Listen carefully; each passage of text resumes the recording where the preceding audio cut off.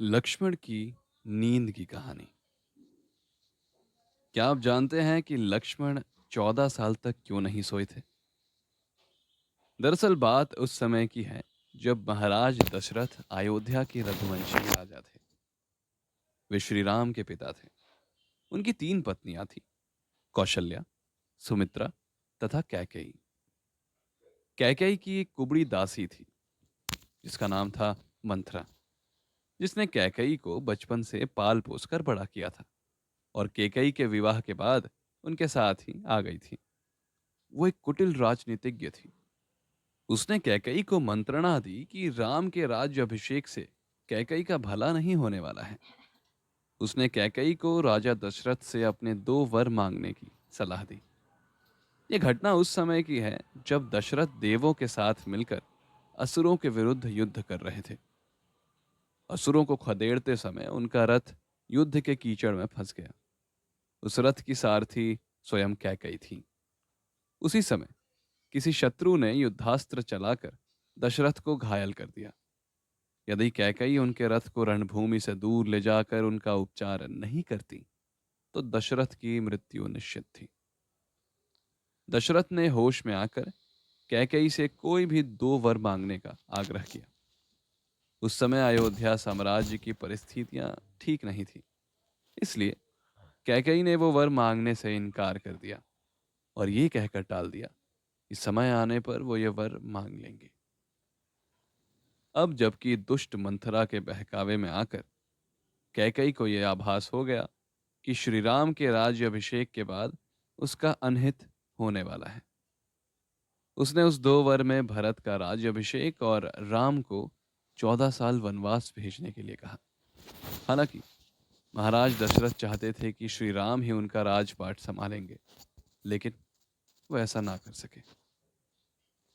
श्री राम को अकेले वन जाता देख उनके छोटे भाई लक्ष्मण ने भी उनके साथ जाने की इच्छा जाहिर की।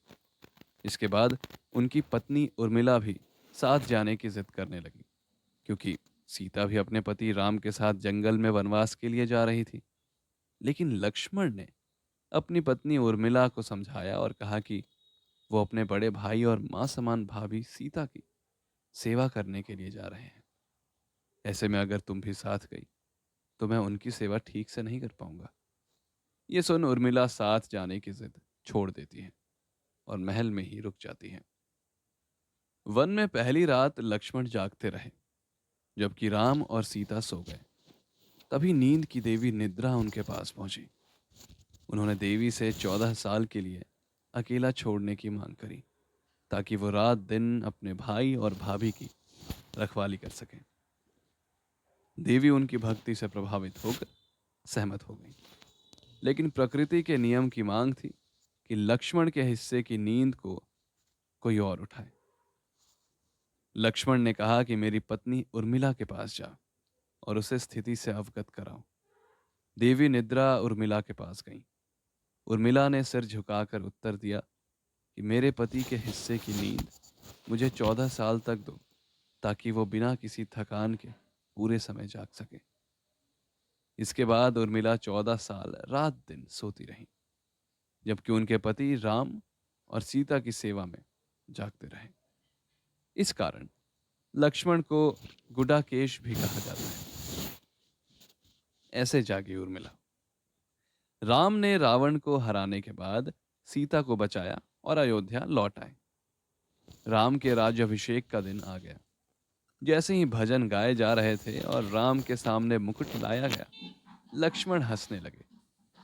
सभी को आश्चर्य हुआ कि लक्ष्मण क्यों हंस रहे थे।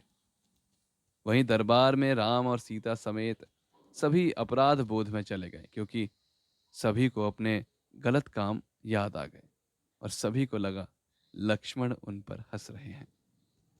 अंत में किसी ने लक्ष्मण से पूछा कि वो क्यों हंस रहे हैं। उन्होंने उत्तर दिया कि मैं पिछले 14 वर्षों से इस क्षण की प्रतीक्षा कर रहा हूं, और जब मैं राम को राजा का राज्याभिषेक होते हुए देखने वाला हूं, तो नींद की देवी निद्रा मुझे हमारे समझौते का याद दिलाकर मुझे अपनी अधीन होकर उर्मिला को जगाने के लिए कह रही है। मुझे स्थिति की विडंबना प्रफुल्लित कर रही है। हालांकि इसी के बाद लक्ष्मण को नींद आ गई और उर्मिला जाग गई और राम को राजा का ताज पहनाया गया।